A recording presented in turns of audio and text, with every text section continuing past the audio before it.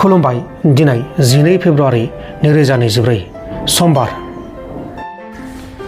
दायना फोथायग्रा खोमसि फोथायग्रा सुबुंफोरा सांग्रां जा लोमजानाय साजानाय बेराम जायोब्ला डक्टरनि अनगा अजाफोरनाव नायग्रा बा थांग्राफोरा सांग्रां जा लोगोसे नायखांग्रा आरो अजाफोराबो सांग्रां जानांगौ मानोना दायना फोथायग्रा खोमसि फोथायनाय बिथिङाव रायजो सोरखाराबो गोख्रोंसिन राहाखौ लानो थाखाय थांखि लानाय जाबाय जाय सुबुङा खोमसि फोथायनायनि गेजेरजों फाहामथाय लागोन बिसोरखौ साजा होनो थाखाय थांखि लादों लोगोसे नायखांग्रा अजाफोरखौबो साजा होनो थाखाय थांखि लानाय जादों।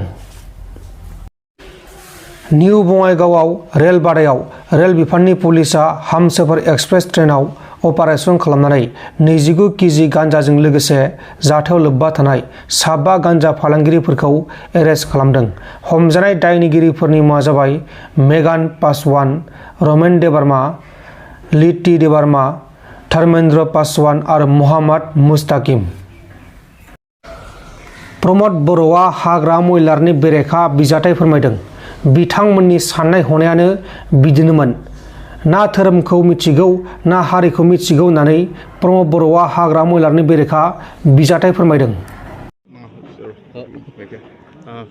गोबां बिथांखिफोर लानानै खामानि मावदों नाथाय हाग्रामाया गोख्रों माने बिनि फिनजाथाय होबाय थादों। बे समाव हरिसिंगायाव बाथौनि गोदान आफादा समायखिरा लादों। आं बिथांमोननो गोख्रोङै खामानि मावनो आफा बोराइ बाथौआ अरायसम बोर सारस्रिथों। बिथांमोननो आङो आफा अबंलावरिनि खाथियाव आर'ज गाबो आरो दिनै बेवहाय हरिसिंगा जोंहा बाथौनि केम्पासाव मोनसे गेस्ट हाउस लुफुंनायनि थाखाय अन्थाइ खाम्फा गायदों। बेवहाय आंजों लोगोसे MCLA सन्जय सरगियारि आरो पबित्र बर' आरो गासैबो जोङो बाथौनि दैदेनगिरिफोरजों जों बेवहाय बाहागो लादों। आङो बे हाबाफारिया जाफुंसार मोनदों। आं बेखौ जाफुंसारथों बेखौ आङो आंनि फारसेनिफ्राय आंनि बोर सारस्रिनाय आरो आंनि हामलायनायखौ आं बावहरदों। दा जि सोंलुखौ सोंदों बियो बाथौजों एसेबो सोमोन्दो गैया।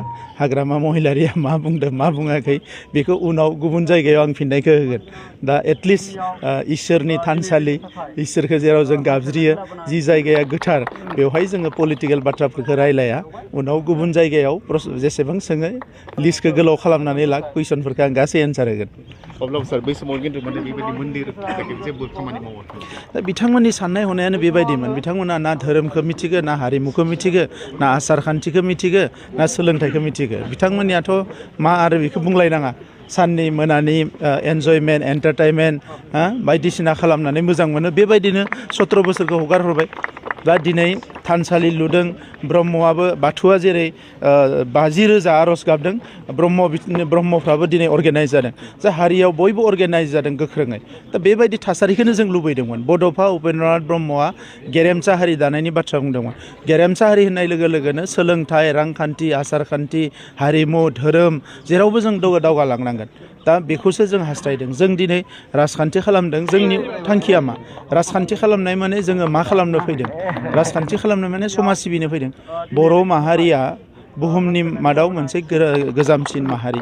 बे माहारि हिसाबै जोंहा गोबां आसार खान्थि जोंनि हारिमु गासैबो दंजोबो। दा बेखौ बुहुमाव गोख्रों खालामनानै फोथांनानै दोनलांनाया जोंनि बिबान।